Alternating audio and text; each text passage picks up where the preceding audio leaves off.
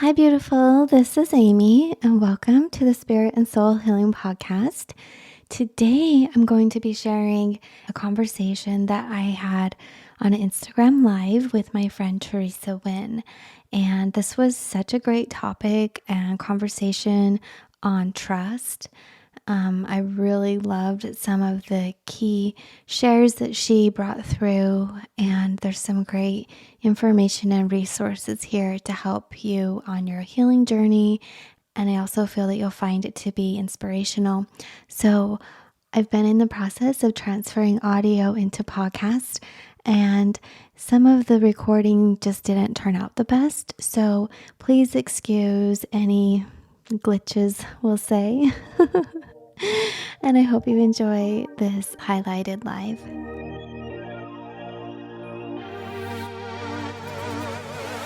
Welcome to the Spirit and Soul Healing Podcast, where we speak about all things related to spirituality, soul level healing, intuitive guidance, frequencies, and much more. I'm Amy Sikarskie, licensed vocational nurse, past life hypnotherapist, master intuitive energy healer, and a clairvoyant physical channel. Today's episode is brought to you in part by Spirit School Online, where we offer courses in energy therapy, free guided meditations, courses and information around learning to connect in with your spirit guides, and much more. You can find me at amysikarskie.com and offerings at spiritschoolonline.com.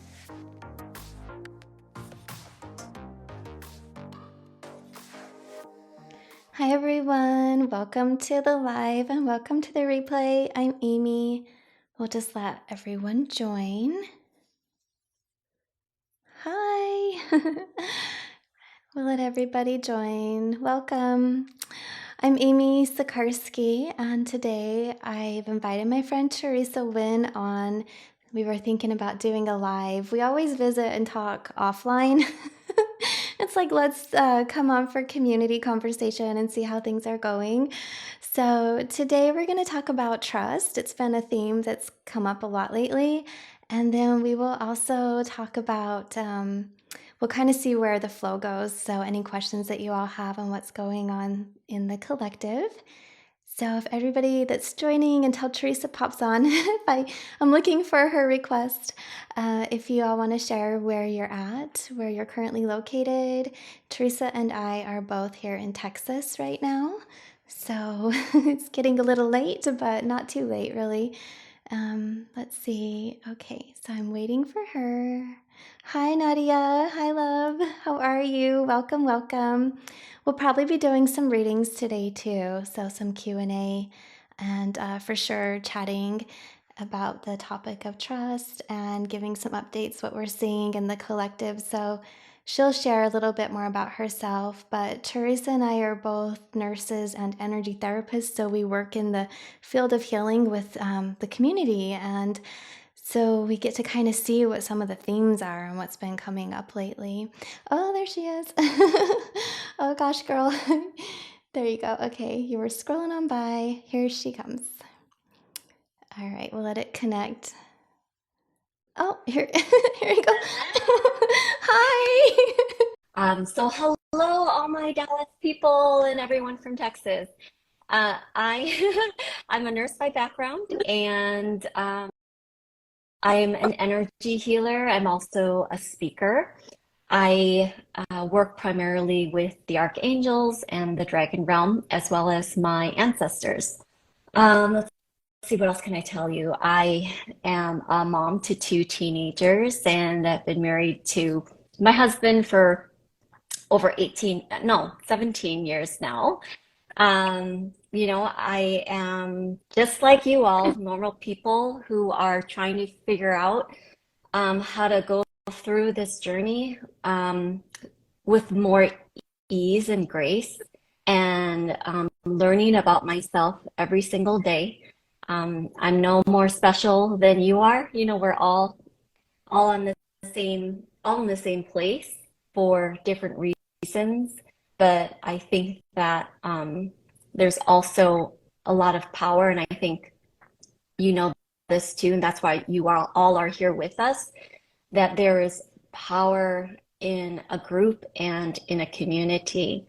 So one of my biggest um, desires is creating community, whether that's in-person community here or online communities, places where people feel safe to express and be themselves, and also safe to discover who they are.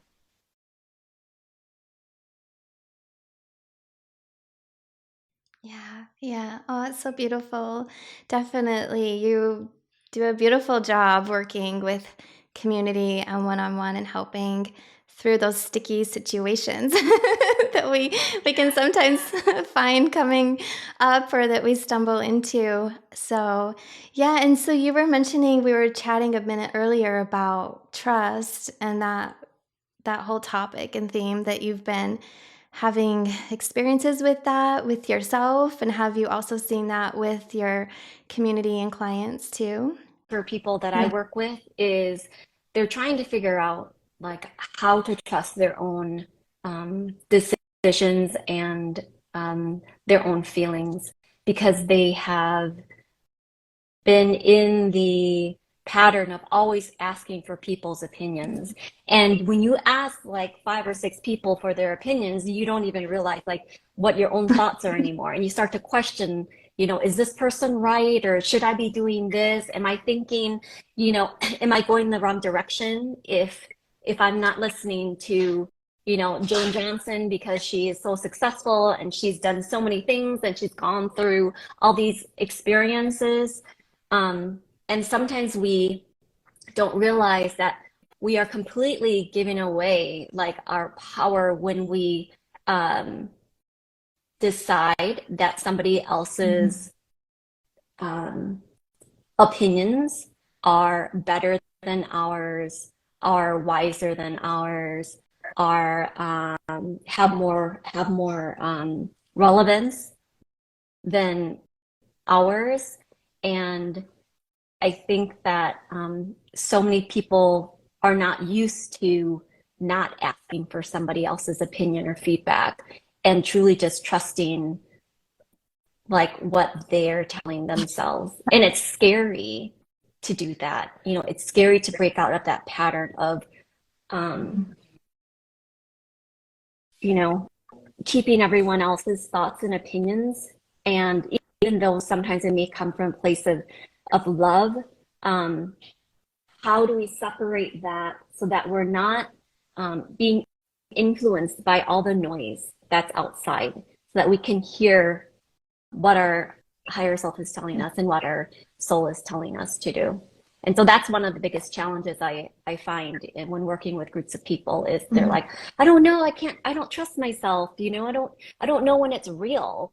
Or they feel something, they're like, I don't know if it's mine. I don't know if it's my feelings. I don't know if it's my frustrations. I don't know if it's my stress. Yeah. Mm-hmm. Right, right. Oh my gosh, I resonate with so much of that. Especially that mental chatter and all the opinions and being really sensitive and empathic, and also the work that we do. It feels to me more intense because then I feel the emotion and the thought forms stay in my energy field, and then I have to, clear it and really get back to, okay, the whole part about asking for opinions is nice, but sometimes if we over ask and then it just builds up and it builds up, and like you said, you lose yourself and your own energy within it. So then we have to clear.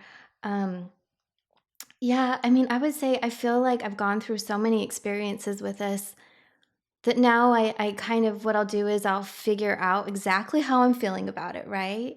And then maybe ask one or two people that are close in my life, or somebody that maybe had a similar experience, what they would do in the situation. And I find when we phrase it and we word it that way, well, if it were me, I would, it allows me a moment to see a potential possibility in a different timeline, so a different way of going, but the energy doesn't come at me like they're telling me you should do this. So it helps to create a buffer so that I'm not then carrying that frequency. Whether, like you said, it's usually in love. I mean, we usually don't ask people for advice that we don't trust. but there's a way that we could word it. So if this were you, what would you do, kind of a thing. And that also, as an empath, softens the energy so it doesn't come in like a dart, like just boom right into our energy field. So do you recently have something that you worked through, like an experience of why you're everything comes up for a reason, right? And we definitely grow through those. Before I stepped into, becoming an energy healer or learning anything about the spiritual world, I was always just, some people call it impulsive. To me, it was like I just go with like whatever comes, taking risks and doing it anyway and figuring it out. And I always knew like if it was scary that I had to do it Mhm. because it was almost like that fear was telling me to do it as much as I was resisting. It was a sign to actually move forward with it. Um, Mhm. and so I didn't realize it was my intuition. To me, it was just like, oh, I like to take risks. And then when I started understanding a little bit more about how energy works and that we all have these clear gifts, I started to overanalyze. And I'm like, oh, wait, is that my intuition? Or maybe somebody else is telling me to do this. And so then I'd overthink and I'm already somebody who analyzes a lot. So, it was really just making me so much more confused in terms of what I want to do. And so what I would end up doing is going to people like you, Amy, and being like, just tell me what to do. Just tell me because I'm confused now. You know, I felt fine just making my own decisions. And then when I became aware of what was actually happening, suddenly I wasn't giving myself that acknowledgement that I was using these gifts that were natural. They don't feel different than who I am. I think that's like something else people think like that needs to happen when you start to Yeah. use terms like clear gifts, things that maybe they've never heard of before. Suddenly they think Mhm. it's something different, and so it needs to feel different. So then they don't own their character, these born characteristics, born gifts that they've had their whole lives, and they dismiss it because they're like, "Well, I don't feel that." When the whole time they have, it's just now we've put a label to it. Yeah. Yeah, and so I never trusted myself after that. Yeah. I would just have to go Yeah. to like healers and mediums and intuitive coaches to get the answers because I didn't have enough faith in myself. And I was super confused about like everyone else's energy and just being very open at that point, not understanding how to clear my energy field, like throughout the day, how to discern, whether this is mine or someone Yeah. else's. And so that was an additional layer, just being more sensitive then to the energies that were coming in. And so what did I do to put more confidence in my own knowing and trusting my own self is actually just doing it, you know? But it was just like that aspect of not wanting to fail, you know, because the old Theresa, she took all these risks and it seemed to be okay. But this other version of Theresa who now knows all these things, like, oh my God, what if I fail now? What if I do the wrong thing? So so then I was like, okay, well, the only way to resolve this is just to do the dang thing, and not ask anyone and see what happens. And it has to, for me, because of those big risks I took before, I had to also take those same big risks in order to feel that same confidence in my own power and to trust my own knowing. And so that's how I have, it's just my own personality that I dismiss those small steps. So I have to do the bigger thing, the scarier thing, in order to break that pattern of relying on someone else and creating like this, almost like this list of evidence that these are all the things that I did that I thought was a big deal. And I Mhm. did it because I trusted myself. And now I have all this proof. So when it happens again, when I don't trust myself again, or when I get confused or I'm Yeah. scared or whatever, I look at this list and I'm like, this is data. Like I can't argue that these didn't happen and that I didn't do this out of courage and out of trust in myself. Yeah. Right. Yeah, for sure. Oh my gosh, so many things.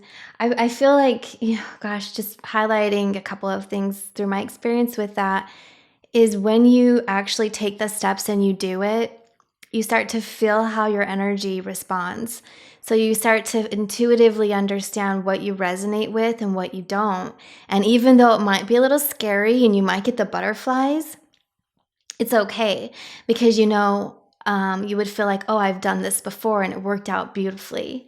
And so that's the same sensation, the same vibration. This is how my intuition is speaking to me. Or vice versa, you could have had something that you went forward with that you wish you wouldn't had. And now you're comparing how your energy feels. Is it similar or not? And so that can lead you towards your yes or your no, that's not for me. I don't resonate. Yeah. So that, taking opinions is can get overwhelming. Um, Having a couple of people that maybe you talk to from time to time can be beneficial, but really ultimately comes down to you, your decision, and going forward with something or not based on your own heart and mind, not feeling pressured to do something for the wrong reason, or because somebody else, which would be a wrong reason, is encouraging you to do that. So I remember when I first started doing energy work in a more enhanced way, I was taking these really advanced classes. And back then, I think I gave my power away in a few times and I learned from it. But I would start to intuitively repair the field or move energy out of chakras and this kind of a thing. And I remember at the beginning, I would just say, I don't know how I know this, or I don't know my guides. I would always lean on my guides. My guides are showing me. And then as the course of time went by, I started to realize they're there, but it was me. Like I had a way, I knew how to do that. Other lifetimes came in, but it's like, I know how to do this and I don't have to give my power over. And so even in the spiritual world, it's like trust in yourself, trust in your gifts. Anything that you really feel called to do, or if it does make you a little nervous, then that's a sign. And it's for me too. Like if I feel nervous, I'm like, there's a reason that energy's there. Let's go for it. Like we all have a spiritual team, and I trust my team like 1,000%. But they will suggest things that are always for your highest good. But you always, have that choice whether or not you decide to take that action or make that decision. Um, and and I see with people who are just beginning to understand and get to know their spiritual team that they are very reliant on them when it really should be like they're there as like you're the president, they are your cabinet, you know. So they are consultants, they're your Yeah. partners that you don't have to do what they're, nudging you or guiding you to do. If you're not ready for it, you're not ready for it. I don't know how many times I've heard, or felt like this, like, come on, let's go, let's do this. And I was like, no, I'm not ready yet. I just will not be ready until I'm ready, and even had a guide who was very persistent. Yeah. And no matter what was said or like the things that I felt, I was like, nope, not doing it, not doing it. It's too scary for me. And I think it took me years to finally get to the place where I'm like, okay, yeah, I get it now. But it took me like 2 years, you know. But I think that's important is that Yeah. what you were saying, don't give your power away to anybody, not even your spiritual team. I mean, because they're here to assist you, Right. and yes, they get to expand too, and they get to experience through our experiences and through working with us. But I think people rely way too much on them, and also sometimes there's like that aspect of worship when it really should just be a partnership, like a buddy, like a best friend type of energy. Yeah. Yeah, and I get a little concerned about that Yeah. when they're getting information from all all these places because people are so eager to learn once they're open and receptive to communicating with spirit. Yeah, yeah, for sure. I'm thinking of so many things as you share this. I mean, I used to be really stubborn. I used to be like, my way, I don't need any extra help, like I want to push through it and fumble through it and figure it out. And I got my first insight in that when I was in a past life hypnosis and I saw myself before coming into the body. And I kind of told my guides, I've got this. And then as I got into spirituality, I was like, oh, hi, kind of connect with them, but still kind of did my own thing. And then I went through a phase where I was like, well, you're there. Let me ask your opinion, and kind of go to it. But I kind of felt like I was bordering. I had heard so many stories of people that gave their power away. In one of my classes I took, there was a case study about a woman who would wake up in the mornings and check with her pendulum about everything. And pendulum work, you have to be so clean in the energy. And I was there because I wasn't taught not to be dependent on it. I was taught to use it as a tool, but I didn't realize that when I first started that I couldn't always just use it all the time. So with every single question, it was always like, tell me yes, tell me no. Is this a yes? Is this a no? And I don't use it at all because I'm like, not that I'm codependent on it, but I just feel like I don't need it. Um, and I know that it's really useful and valuable for other people. Just me personally, I don't need it. that's so fascinating because I had taken a class and that was a part of the class. And so then when I was working, I'd already worked for years without pendulum at all. Then I thought, oh, well, this is the way, it's more efficient. This is how you're supposed to do it or whatever. So the one day when I went to use it in a session, I was looking around because I kept going from one pendulum to the other because they all broke. I went to use them and they broke on me. And I was like, okay, I got the message. And some of my guides were like, don't even, like, why are you searching outside of yourself when you already know the answer? So that was a big wake up call. I was like, okay, yeah, exactly. So they do give you guidance and we do get to test things out. And also I think that's a part of our sovereignty in the relationship. Like you mentioned at the beginning, we live our life and they can be a sounding board. They can be our council. They can be our cabinet of, as like a team, but they don't get to live our life for us. So yeah, so that's so interesting. Let me think. I had this thought earlier I wanted to ask you, and I'm just trying to figure out. I can feel all the energy behind it. So I'm like figuring what's the best way to ask.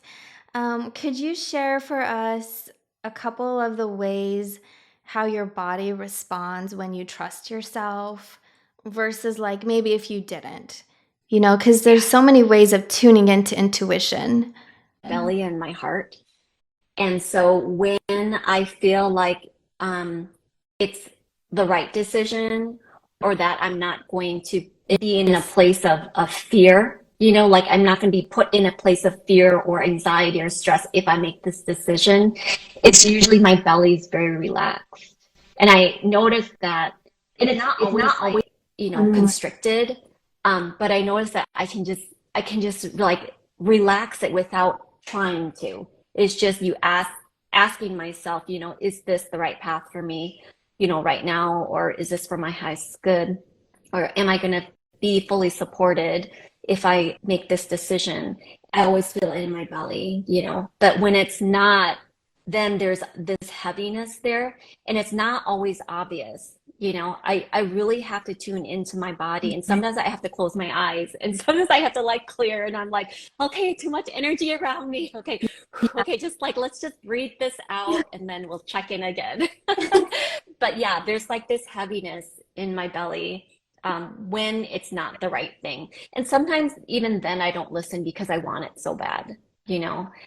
And and then there'll be signs and synchronicities that show me that, okay, this is probably not the right thing right now, maybe later, or maybe is never going to be something that's meant for you, at least in this lifetime. But those signs and synchronicities are the things that I really have to stay open to when I'm making a really big decision and I'm ignoring, that very subtle like heaviness in my belly because I want it so bad. I'm very goal oriented and driven.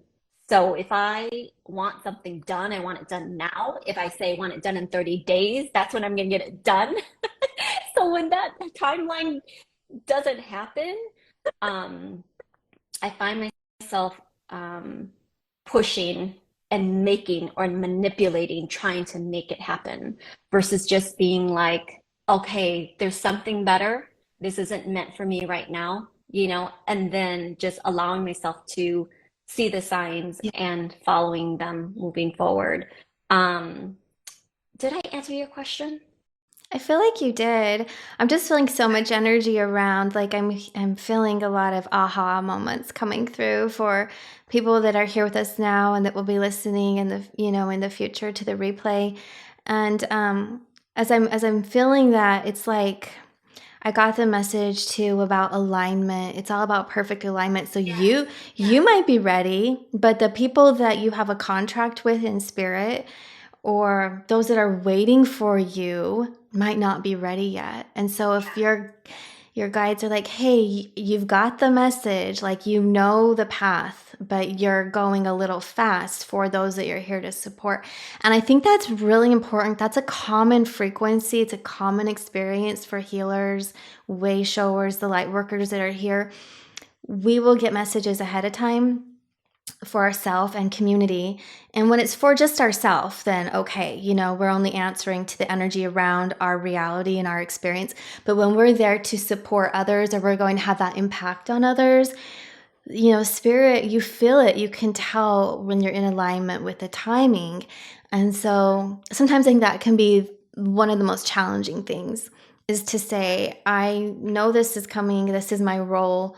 Can I offer my service now or this gift or whatever? And then spirit's like, you can try, but it's not going to land. Like, you can go forward, but you're going to be met with obstacle after obstacle. And so it is, yeah, trial and error, tell you how you feel that, because some people will say there's that whole other way of it that's more, I think, like masculine energy of like pushing and going forward to make the achievements. Like, of course, if you don't put any effort in, things won't happen. But also you have to read the temperature. Like you have to feel the vibration of all of the energy around the experience that you're looking to create. And so as healers and, way showers or leaders in communities, we have to consider that whole dynamic. I'm going to give you a good example of that, because when I was finally ready to be a public speaker, I'm like, okay, I'm going to be a public speaker and I want to get paid 10 figures a month.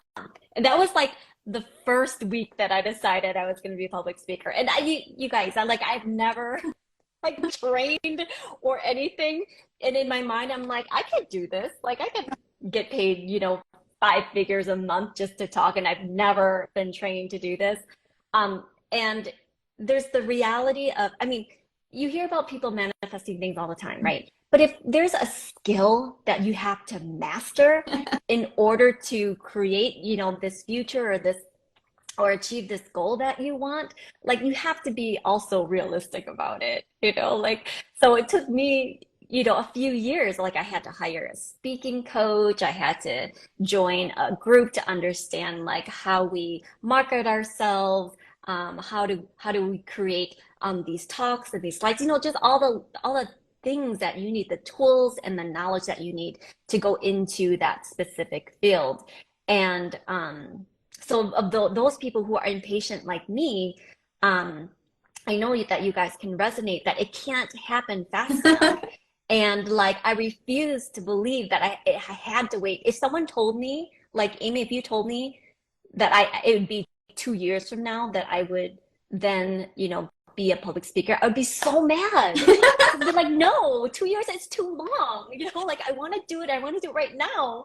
But those skills have to be, we have to build those skills and we have to get better at it. And that's like with any skill. And sometimes I feel like, I know I do this, but other people too, like we want to skip and we want to take shortcuts. And so many things in life you can't. When you take the shortcut, you end up missing out on something, or there's a piece missing and things break, or you have this opportunity and it's short-lived because you weren't prepared for it. Mm-hmm. Yeah. And I think the energy is shifting on Earth right now. So it's kind of flowing into what I keep hearing and feeling is heart-spaced awareness and the energy behind things. So maybe we could have full steam ahead in the past and made it work. And it could have, been what we would call successful. But now I also feel like there's so much more than the surface level. There's a lot of heart and soul, and some of these experiences and our own inner growth need that time to mature and for the energy to cultivate around it. And so, yeah, I love what you were sharing, because think about everything that you got to acquire through experience in those 2 years. Yeah. I mean, contacts, opportunities, um, the skills, essential tools, like you learn so much. So absolutely, yes. Yeah. So, oh my gosh, I love that. Yeah, and that's that's one of those things where it's like we talk about trust, and I feel like you already knew what you wanted, and so now it's trusting the process, right? So, it can be challenging, but for sure. Yeah, so I'm seeing so many people join. Hi, everyone. And I saw a few questions, but they were way high up in the feed. If y'all have any questions for Theresa or myself about the topic of trust or anything you're going through, we're happy to share our experience. And yeah, Theresa, was anything else coming through for you that you wanted to share? That you wanted to share? You know, just that people who seem to be coming to, so for those of you who don't know, Amy and I are doing a retreat together in May, and I do retreats frequently.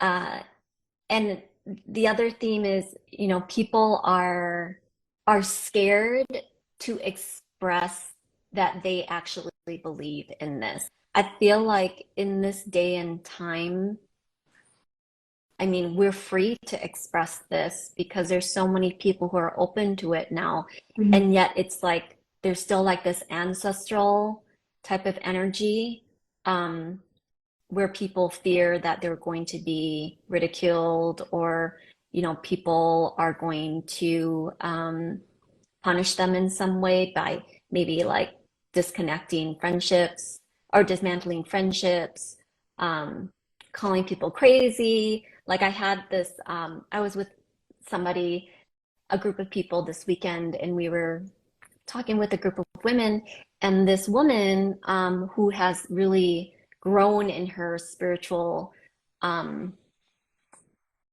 evolution, started sharing about some of her beliefs, and the whole table just like paused because nobody knew what to say. They thought it was just the weirdest thing, and I kind of looked at her and I just put my hand on her leg and I told her, those are some really great things that you shared.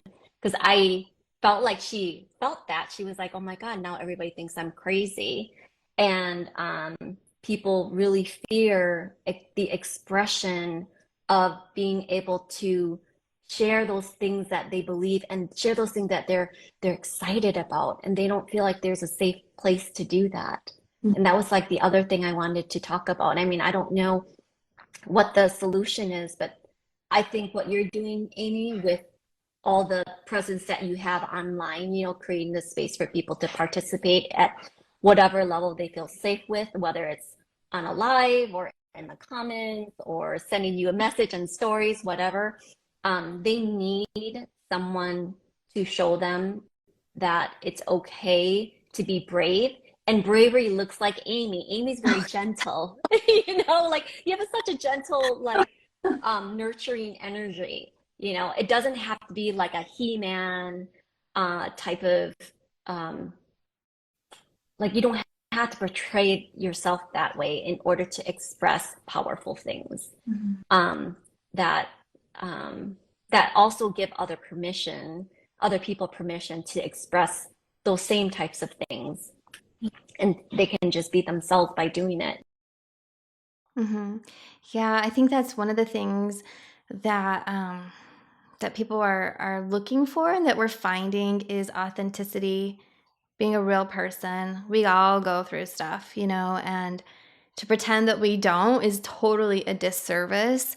So we can have challenging times in life and successful times, and we can help each other through the challenging times and celebrate with each other's success. And so, yeah, I feel like just bringing that authenticity back, especially on social media, just like we're all human. There's no need to pretend we're not. And actually, like it's been so interesting because a lot of past life energy has been coming up since the start of the year in sessions and in my own world.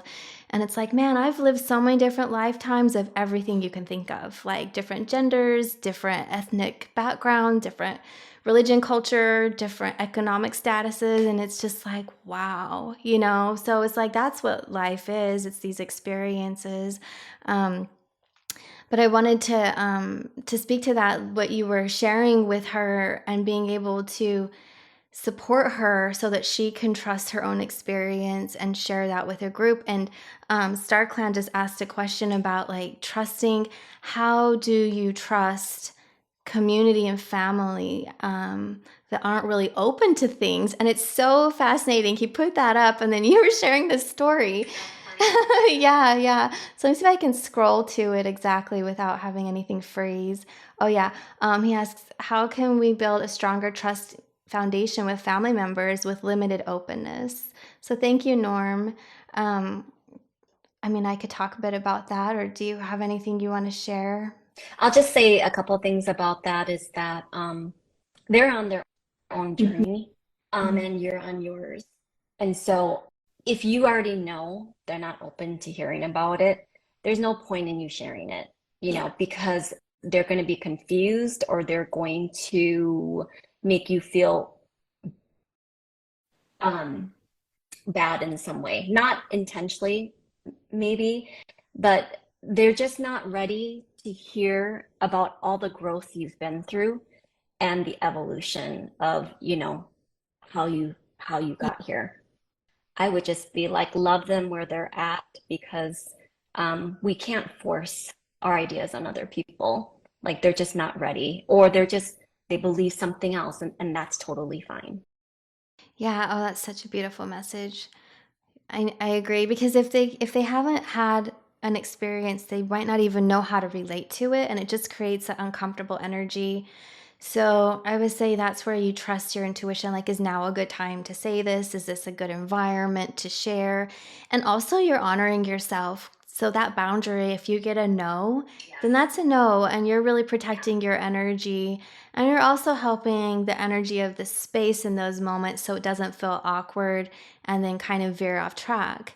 To the other side, when you find that you will be inspired and yeah, this person's open to this, and then you can trust the energy of the space to start sharing a little bit. And I would say like little breadcrumbs, little morsels, just to kind of test the water, see see if they're open to it or already experienced it, whatever the topic might be, and how you can go with that. Because we have to think, like, as light workers and the healers and the way showers that we are. I use these terms because I think they really describe what all of us embody, that we go through our own healing and we acquire our gifts by activating them again and find that inner strength.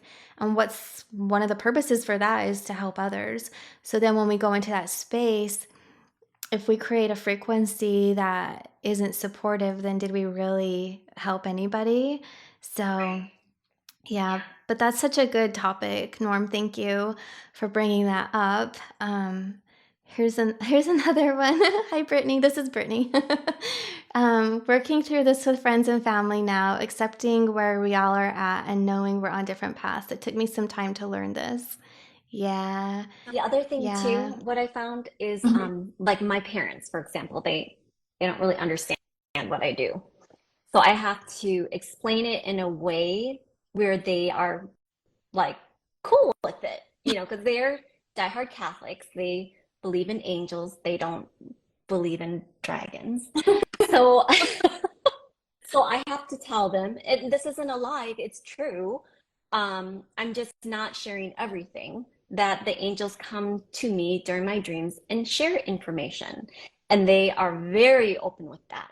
But if I told them that I was channeling dragons and, spiritual team and they weren't all archangels, I mean, they would just think I was possessed by the Mhm. devil. But I love my parents and I understand also where they're at, and I'm okay that they don't believe in everything that I do.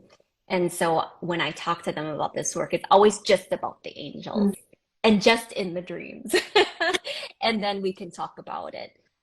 So, there are ways to speak to people who may not understand exactly the things that you want to share, but you can share it in a different way too. Like I do this with public speaking. I don't talk about dragons or archangels, when I'm in the corporate setting. But what I do is I bring in that energy, and then the way I speak is really in a way that they'll receive it. I don't talk about anything metaphysical or anything related to spirit. It's more like, how do I communicate this to them at a human level without the woo, Yeah. you know? And that's totally fine too, because I feel like I'm still being authentic. I'm just saying it in a different way.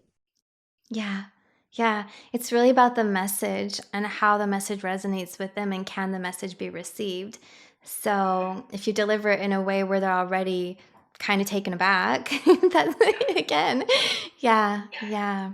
So it's just flowing with it. And I feel like one of the fortunate things about the year that we're in and where we're going is that it is becoming more open for conversation with those of us that do find spiritual healing or spiritual communication to be a part of our reality. We actually have others that we can talk to now. It's not so like we don't feel so isolated. So yeah, so it's an ongoing experience for sure. And it's so nice to feel the energies shift and the frequency that has shifted. I mean, I started with Reiki young. I mean, I found out about it in high school and then I trained in '01. So at that point in time, not many people knew about it, and also we didn't have the social media. And so it was a little bit more, I really only talked to the people that were like in my class, let's say. And but now it's so refreshing and freeing to feel like, oh wow, I'm not the only one here, it's so nice. It is. I love it when it's like, do you know what Reiki is? And they're like, yeah. I'm like, okay, good. I don't have to explain everything to you. Yeah. Yeah, it's a great starting point for understanding energy healing and energy in general and the conversations as we go. So in addition to energy work, well, you work a lot with sound, which is so beautiful. Your sound bowls and light language tones and stuff, so frequency of sound. And then you also do offer, is it coaching or readings? I know what we connect with, but I don't know what you offer for others. Yeah, so I've just started opening up private sessions. Usually I only do retreats. But with the private sessions, I do just the energy healing and then the sound healing and then, some consultation, life consultation afterwards. But I love sound because you're not explaining anything to anyone. You know, the sound is basically doing all the work. Um, and people come out of that session feeling so free, not needing to understand exactly what was it that needed to be released. Mhm. All they know is they feel like themselves again. They feel so much lighter. They have like this, uh, I don't know what it is. It's just like this warmth, this comfort of knowing that they're going to be okay, and I just the end of the session types of reactions are always the best for me. Then to me, it also, I need validation too, like that what I'm doing is working. Mhm. So, um, yeah, it's such a rewarding thing to be able to assist in people's wellness and sanity and life in that way. Yeah. Yeah, sound is so powerful. I love what you were sharing. As you were mentioning it, I got this vision. I saw the vision of when the sound healing sessions happen, how the energy is clearing from their body from other people. Like we talked about at the beginning, all the energy of others from people we talk to and opinions. So that clears from the aura typically. Sometimes it can get lodged in the chakras through a cord if it's from like a friend or family member. But the magical thing, I think like one of the most beautiful parts about sound therapy is it can go back to childhood, it can go into subconscious, it can go into emotions stored in organs. So it's not just the energy field or the chakras, it goes like you can feel it go through your whole body. And then you can also go through time and space to other realities, so other lifetimes. And that would take a lot, I think, to piece or pull out everything that happens in a sound session and explain it in a reading. I mean, you could spend just as long or double the time because in 5 minutes, you can clear a frequency that you've held for multiple lifetimes. You know, like it's just, are you ready? And here we go. Are you trusting? Do you relax and allow? And some of the most profound, I'm hearing ascension experience, meaning their energy lifts and now you're in a higher frequency. That really beautiful shift can take place from a sound session. And yours are amazing. Oh, thank you. Yeah. Yeah, so I'm just remembering, like, you know, I've seen so some of our experiences, I'm seeing pictures as messages here, and then your retreats where you offer them, and I also, this is something else that people are asking me about is sound healing, you know, and like anyone can play a bowl, Amy. Anyone can take a mallet and ding a bowl, yeah, but that is not sound healing. You know, that's you digging a bowl. If any of you guys are curious about, you know, understanding how to use sound healing for yourself or someone else, you're essentially an energy healer when you're a sound healer. So you have to understand like the foundations of energy healing if you want to serve as a sound healer. That is my own personal opinion. Otherwise, I just don't know how people facilitate healing in a group if they don't understand the concept of energy healing. mm, You know, like people will be like, okay, show me how to play the bowls. And I'll say, I can show you, but I can't show you what I do unless you learn like and understand the foundations of energy healing. They're like, no, but I don't want to do that. I'm like, but that's what you're doing when you play the bowls, you yeah, know? yeah. Yeah, it's like they want that, but they don't want this. Oh my gosh, for sure. So there's like the information so you understand what's happening intellectually, but also when you're doing a sound session, any healing session, but we're talking about sound one-on-one or group setting, it's more than just playing the bowl. You're holding space for the whole room and there's a preparation that takes place. There's really listening and feeling the feedback. You know, how do you know what bowl to play next? Or if you're gonna blend two sounds or bring in other instruments. So, and then closing the session and being able to be there while they decompress or I guess continue releasing if they are or integrate. So then holding the space and answering any questions. Yeah, it's you're so cute. Like I just started laughing when you said it's more than dinging a bowl. Yes.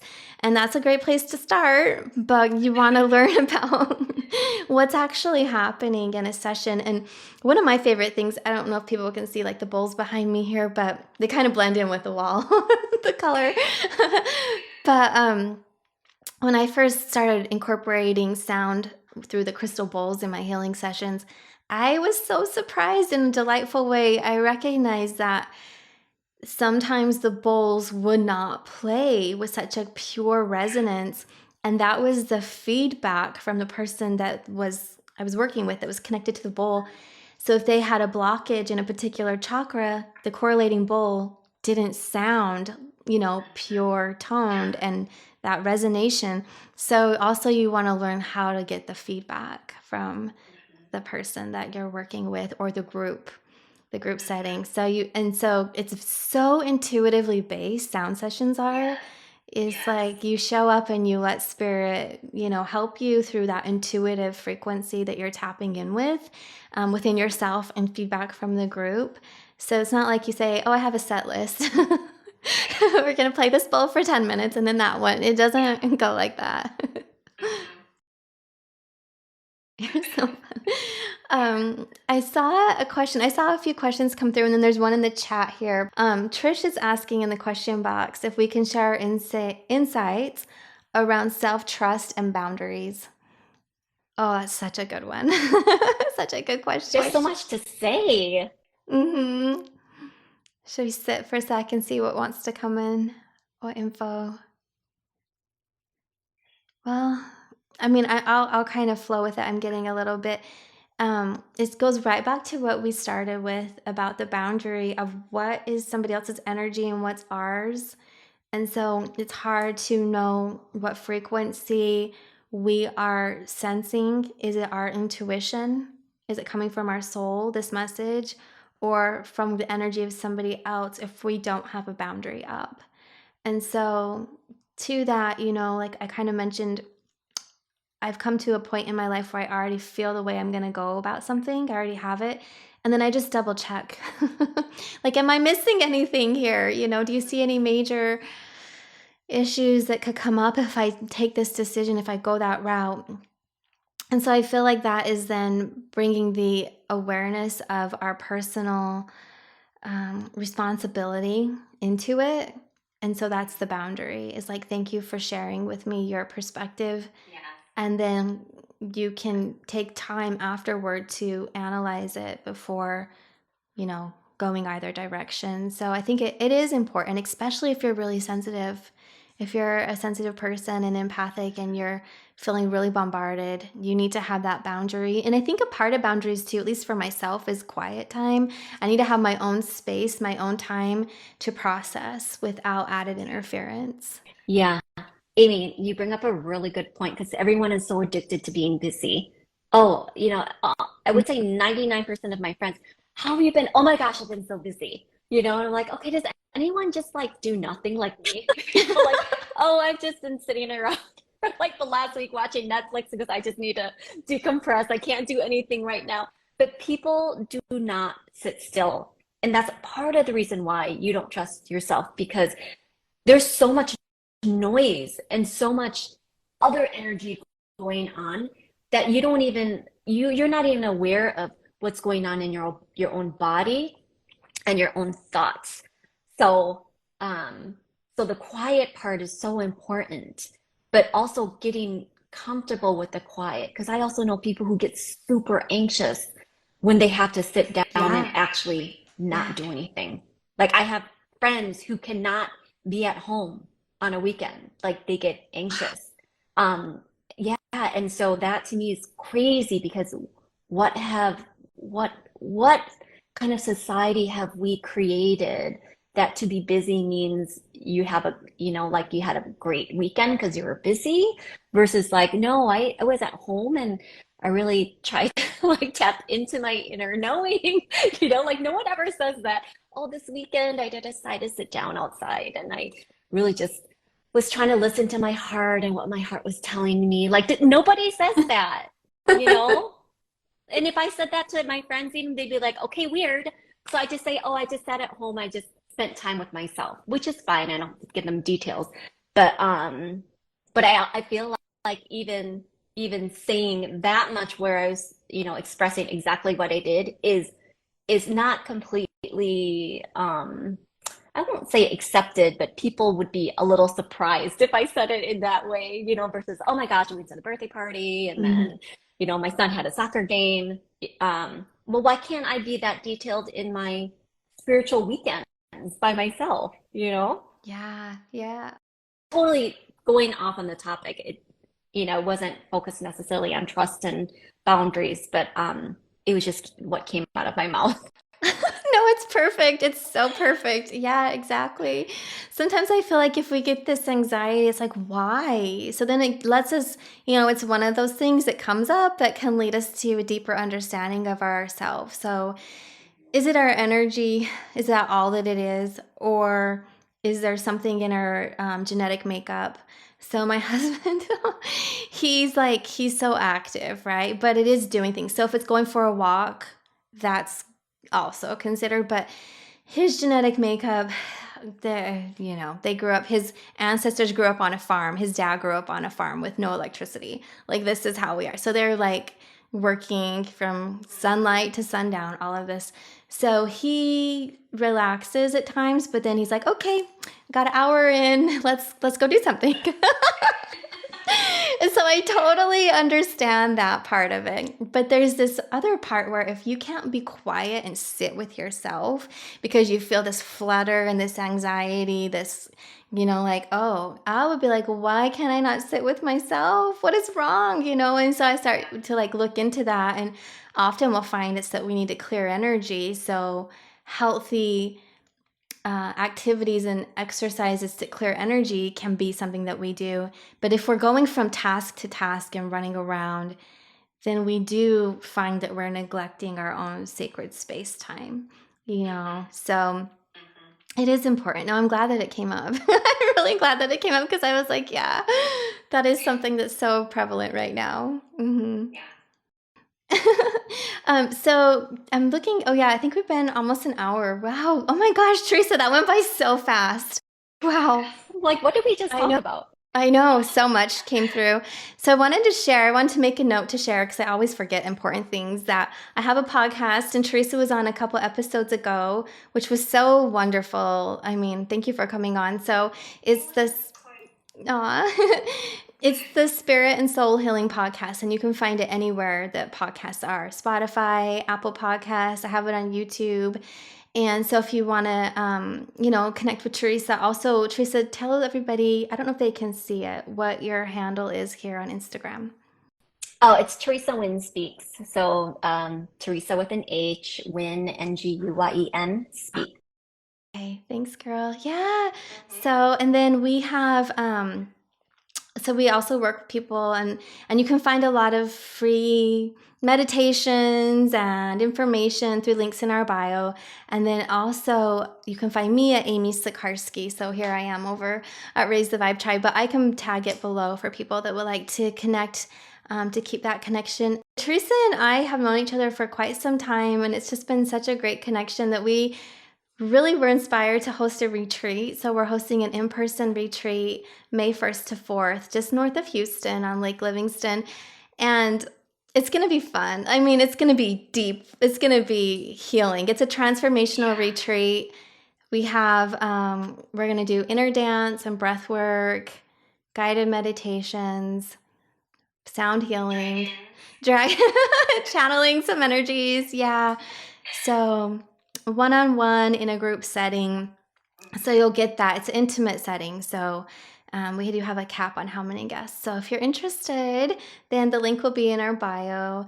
And yeah, so thank you everybody for joining. And if you want to do the subscription, or how do they say it here on Instagram? It's more like you follow for notifications. So you can follow for notifications for the next live by going to the bio page and tapping the little bell. And yeah, so thanks for joining, Theresa. Hope you have a great night. Of course, thank you so much for inviting me. Bye, everybody. Yeah, you're welcome. Bye, everyone. Thanks for joining as well. Hope to do more soon. And we'll do some more readings as well. So I think I'll probably be on, actually, this is funny. I might even pop back on later tonight to do readings. Oh, Soulful Spirituality, the retreat is May 1st to the 4th. So yeah. Okay, so you can follow me here at Raise the Vibe Tribe or over Amy Sikarskie, and I think I'll come back on in like maybe an hour or something. I have a free night. It's very rare. So, okay, all right. Good night, everybody. Night, Theresa. See some of you later. Okay, bye.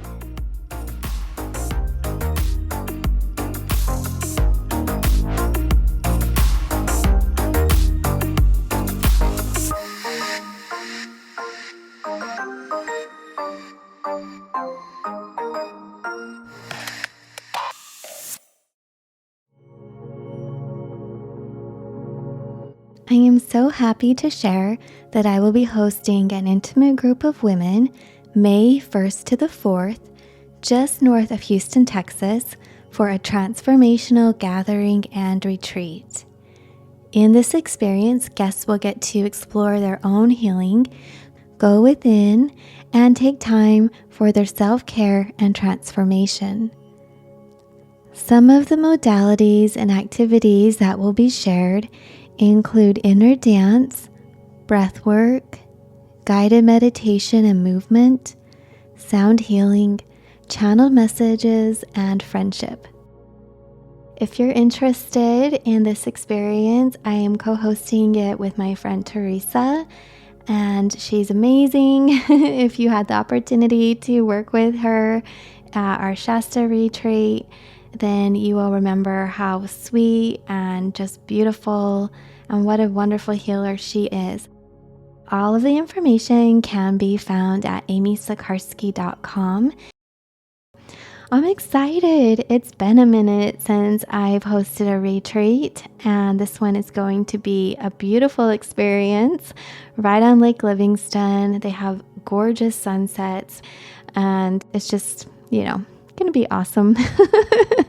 So if you have any questions, please check out the details on my website, spiritandsoulhealingpodcast.com, or amysikarskie.com for more details and information.